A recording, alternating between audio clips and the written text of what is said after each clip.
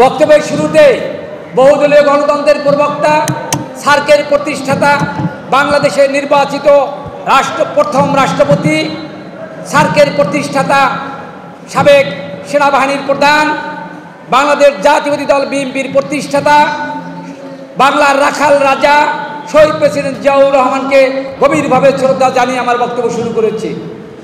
ভাইয়েরা আমার, বন্ধুরা আমার, আপনারা জানেন বাংলাদেশ জাতীয়তাবাদী দল বিএনপির প্রতিষ্ঠাতা হচ্ছেন বাংলাদেশ সার্কের প্রতিষ্ঠাতা, বিএনপির প্রতিষ্ঠাতা, স্বাধীনতার মহান ঘোষক শহীদ প্রেসিডেন্ট জিয়াউর রহমান।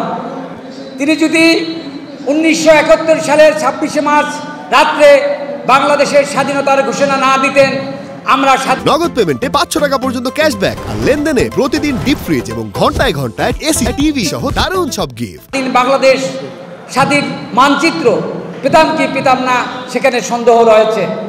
আপনারা জানেন বারবার যখনই বাংলাদেশের গণতন্ত্র, আইনের শাসন, ন্যায় বিচার ব্যাহত হয়েছে, তখনই বাংলাদেশ জাতীয়তাবাদী দল বিএনপি বাংলাদেশের গণতন্ত্র, আইনের শাসন, ন্যায় বিচার পুনঃপ্রতিষ্ঠার লড়াইতে রাজপথে আপনাদের সঙ্গে সক্রিয় ভূমিকা পালন করেছে।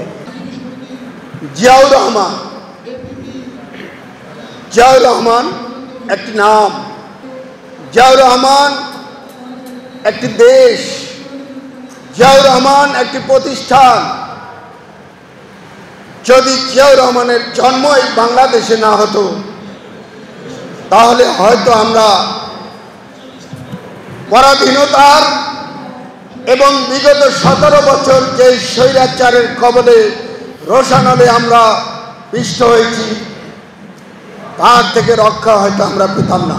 খুনি স্বৈরাচারী শেখ হাসিনাকে এই বাংলাদেশে রাজনীতির সুযোগ করে দিয়েছিলেন সে আমাদের জিয়াউর রহমান।